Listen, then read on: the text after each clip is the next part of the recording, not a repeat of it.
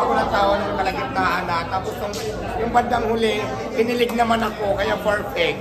Lahat ng emosyon, naramdaman ko talaga. Ano masasabi sa tambalang Pinoy?